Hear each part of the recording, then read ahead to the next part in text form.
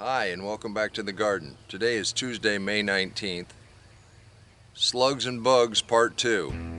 One of the things you really need to do when you're gardening is pay attention to what your plants need. They'll tell you.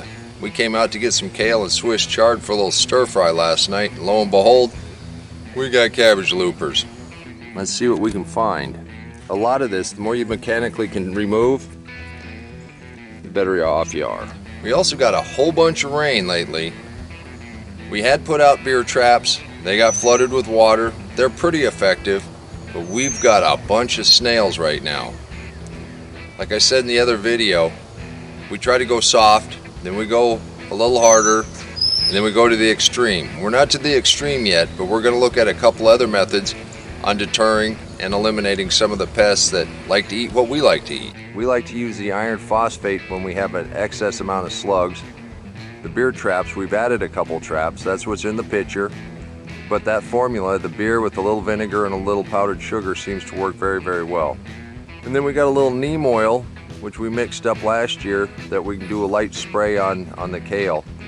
Now the slugs only took out part of the beets, and that's where we have one trap set up. On the carrot side, we have a nice little patch they didn't touch, but down the center here, we'll go ahead and put out a little beer in these traps.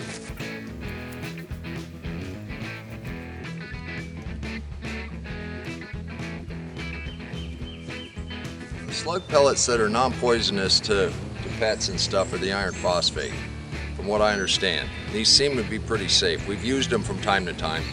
I've got a jar left, but we're going to spread a little bit, help the traps out. You don't have to put very much down. Just scatter them a little bit.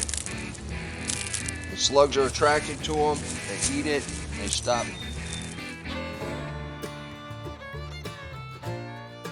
If you're going to use neem oil, get the cold pressed neem oil. We just spray it until everything is, we stop having pests. And there's one right there. Let's take him off. And they're very soft. They roll very easy between your fingers. There's an egg. And anytime you spray anything, yes, you'll kill what you're trying to kill, but you'll kill their predators. And we don't want to do that. So by thinning these out, being a little aggressive right now, this way you get to inspect your food pretty closely and see what you might need to do. There's another one there. They come off pretty easy. And obviously, if you have a huge infestation, you may have to get medieval on them. But right now, I don't think we're there yet. Mechanical removal takes a few minutes. But on a beautiful evening like tonight, what else would we have to do? Now this stalk will continue to grow and put on leaves. But the thing about the deep mulch, there's not a lot of dirt.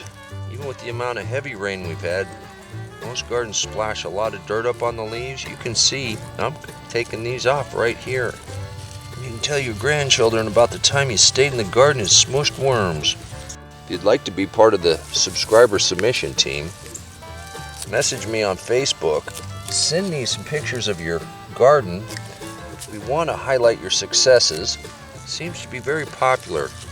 All the other gardeners really want to know what you're doing. It inspires people. And I know some of you think I'm crazy. Get out the big spray and spray. But you know what? I'm going to eat this stuff. I don't really want to spray it. The better the mulch, the better the soil. The better the soil, the healthier the plants. The healthier the plants, the better they are at defending themselves against pests. By not intervening, the predators will move in and there will be a balance. It's one of my strategies for planting heavy because we know we're going to have a few losses. Like I say, we like to eat what comes out of the garden, and I'd rather not coat it with chemicals. I don't have to. Like Ruth Stout said, I only do what I have to do, and if I don't have to, I'm not going to do it, and since I don't have to, I'm not going to do it. And there you are. Taking a pretty good look at the kale. I think that's a pretty nice bouquet of kale. And I didn't spray a drop of neem oil or anything else. We put out a few pellets for the slugs and poured 6 cans of beer in their traps. I'm gonna have some happy partying slugs tonight.